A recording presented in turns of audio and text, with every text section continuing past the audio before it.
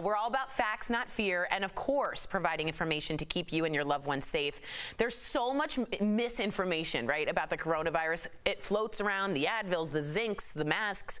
We have Dr. Payal Kohli here. She is an expert. She went to MIT and Harvard. She joins us live again for Fact or Fiction Friday, and she is debunking claims that you, the viewer, you sent in. So let's get started. Looking great in tomato.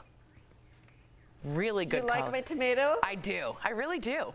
All right, our first one comes from Molly. She reads, could I be more susceptible to getting the virus because I have bad allergies? Fact or fiction?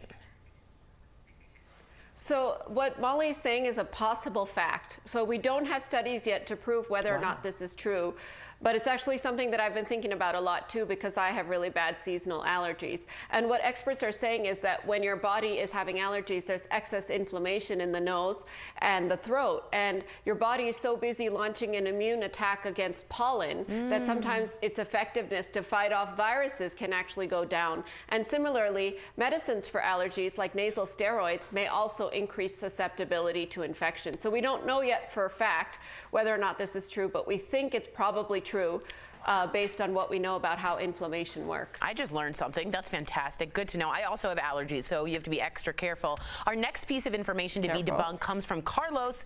He says, I heard that tuberculosis vaccine is effective against the coronavirus. I was vaccinated as a child. Does that mean I have some protection against it? And Doc, is this the BCG we're hearing about vaccine? Tori, this is the BCG vaccine. It's a 100-year-old vaccine. And what they're doing is studying its effectiveness against coronavirus, because we do know, Carlos, that people who get the BCG vaccine have a lower rate of infection from respiratory illnesses. Whoa. We also know that in countries where people get the BCG vaccine, they're less likely to die from COVID.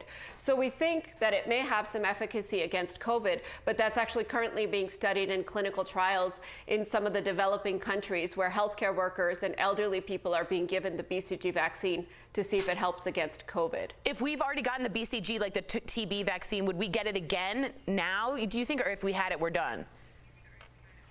Probably not. I mean, once you have it, your immunity lasts for quite a while with that vaccine, but you may need a booster depending on what your immune system has done. It's like my booster for me sitting at this seat. I can't reach the ground. Finally, Larry wants to know if the claim that men with beards should save to stay healthier, is that true?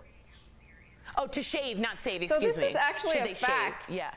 And this is actually a fact, and I hope that Al is listening, because I know he's been staying home and growing the beard and the mustache there. And the CDC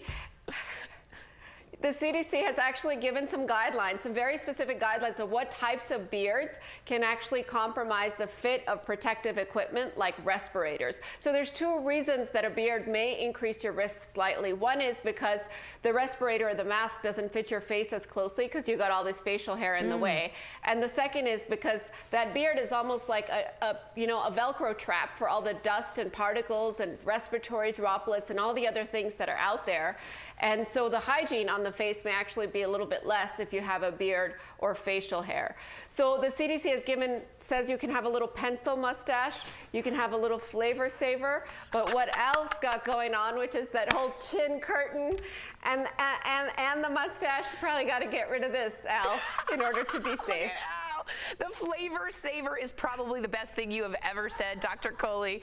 I want to get to your silver lining, even though for me that was the silver lining. Silver lining l'chaim. Today you want to talk about the crime rate that's going down dramatically in America. Tell us more. Yeah, so Tori, this is awesome, because when all the cops got sick in the NYPD, we thought the crime rate would go up, but it's actually gone down because the criminals are social distancing just like the rest of us. So that to me was great news, and it made me laugh. Criminals, we appreciate that. Please keep everyone safe. Thank you, Dr. Kohli. As always, thank you, thank you, thank you. You return on Monday. If you have a question about coronavirus you want answered, write in. You can also email info@dailyblastlab.com. Of course, our social media pages too.